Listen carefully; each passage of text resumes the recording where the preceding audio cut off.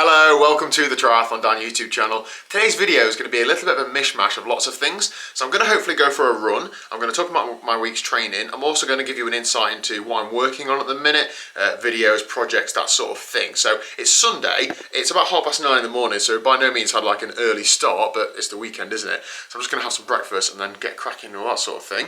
I'll just come downstairs and Elizabeth is in her usual place. Morning, Liz.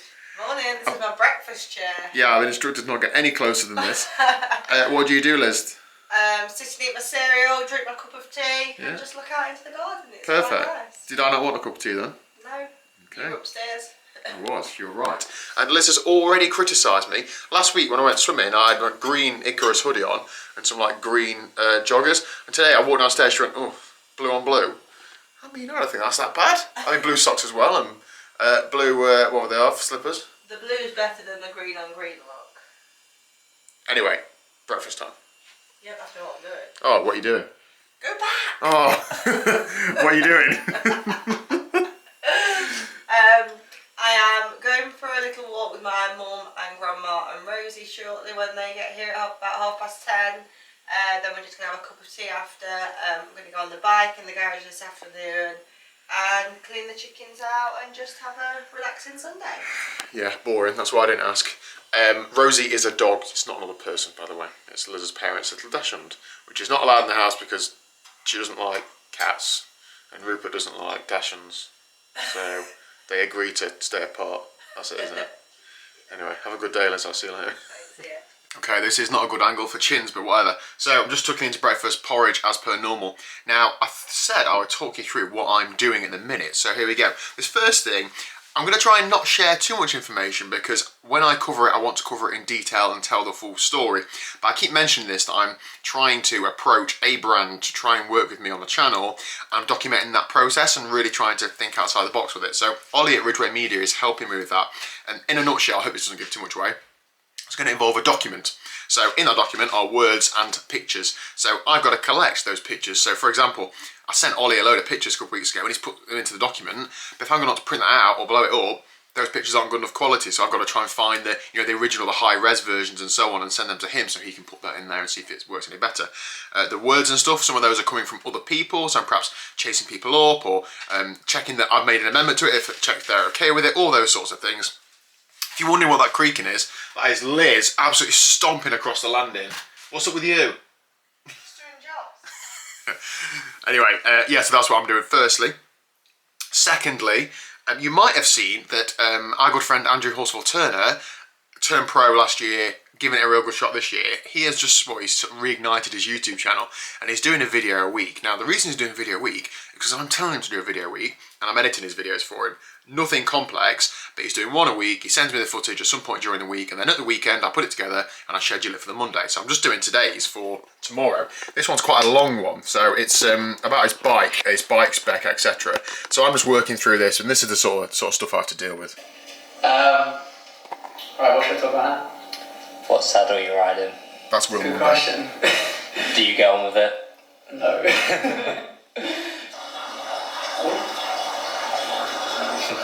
Doing all that,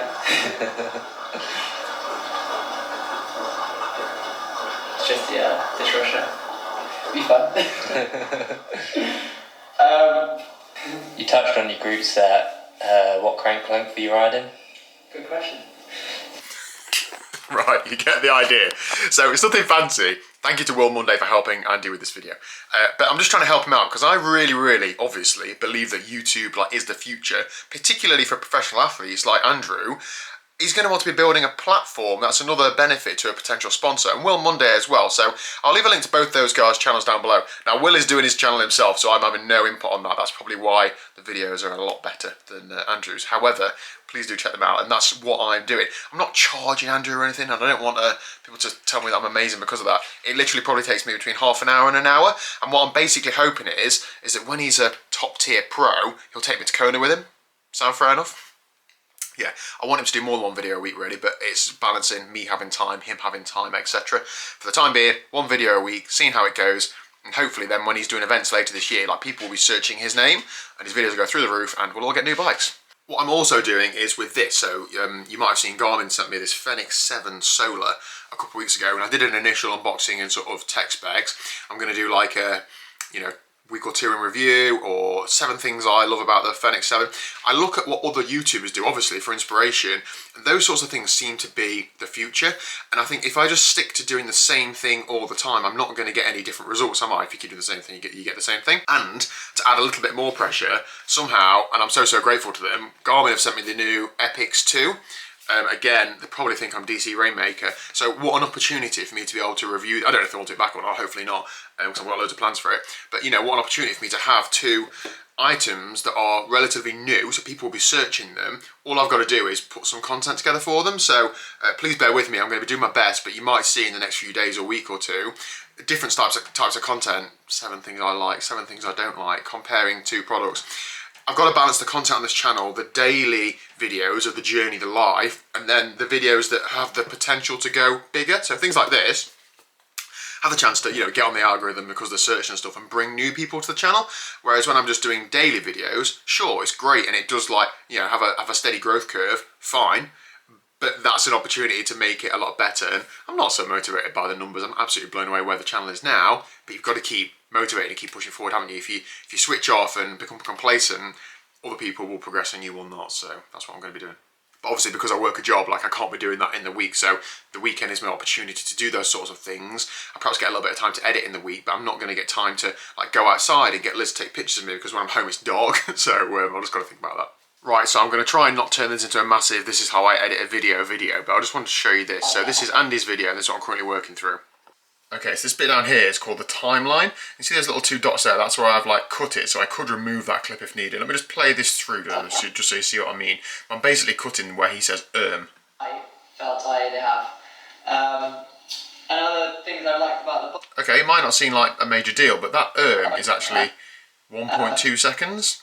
Now, how many do you in a sentence? Quite a lot. So if I was to remove that, this is how the clip plays. Felt I have. Another thing that I liked about the bike is... Pretty smooth, right? It's okay. You tell he moves a little bit, but other than that, it's okay. Let me just show you the beginning of the video where I've done this quite a lot. Because what I'm basically getting at is I don't know what the right thing to do is. So here you can see I've done it a lot more. I was really chopping every little either hesitation or or something. Now this is not a criticism of Andrew, I do this a lot, you'll hear me say a lot, and sometimes I don't even cut it out because it's just human, isn't it? But on a video like this where it's already going to be, it's 22 minutes at the minute, I think it will be about 15 or 16 when it's done.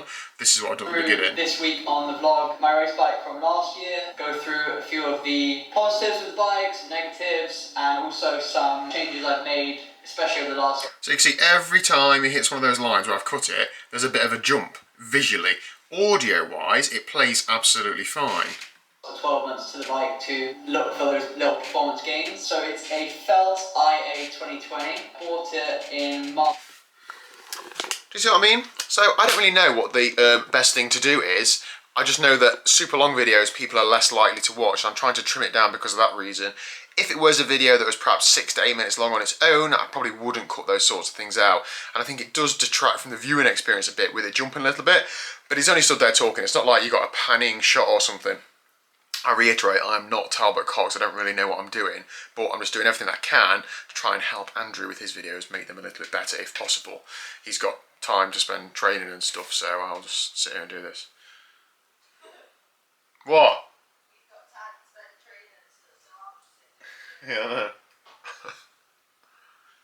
And then the only other thing I'm going to do is, Will Monday, who recorded this video for him, also recorded a lot of other clips. So you can see on there, I've got video clips like base bar, cockpit. I've had to name all these, what the item is.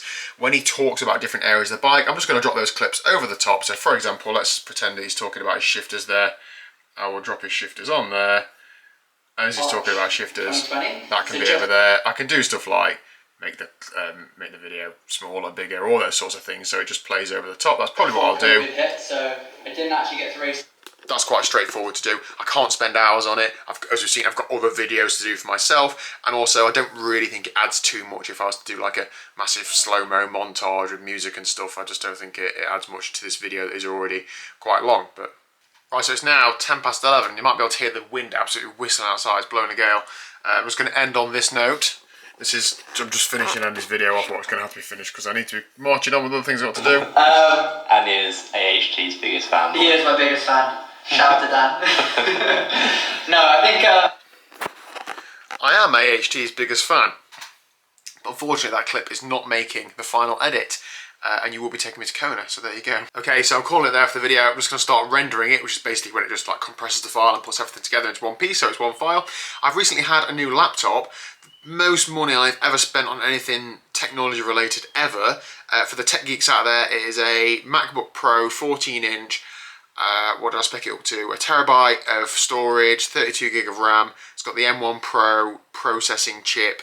I think that's about it. But basically, it's just so much better than my old one. So this is a nearly 20-minute video. It's only in 1080p, so it's not too big of a file, but it's 60 frames a second, so it's pretty decent file. And when I render that, that's going to take, what's estimating, 11 minutes? I mean, that's crazy.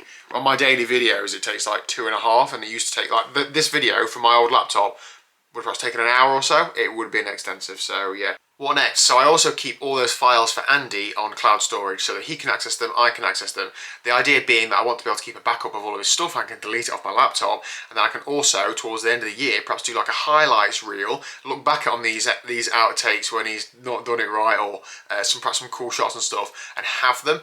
Last year you might have seen Lionel Sanders did like a No Limits Part 3, or Tyler Cox did, montage. It was brilliant and I loved it, but I couldn't ever do anything like that for my channel because I never keep the footage, and now I don't keep all the footage. I've started keeping some clips that I think might be useful so that I can download them towards the end of the year and use them if I need, or if I want to use them in another video, then I've got them somewhere to be able to use. I can also free up storage on my laptop by keeping it on the cloud. It's accessible all over the place. 21st century apparently. And that's also how Andy and I work this, so he will upload footage to the cloud, I'll download it from there, and then I can put his video together. Okay, so Liz is very flexible with me at home. However, the bike has been in the hallway for a few days now, / all week, so I'm just going to wash it before I take it upstairs. However, Liz has just come at the wrong time, so I've only just taken it outside.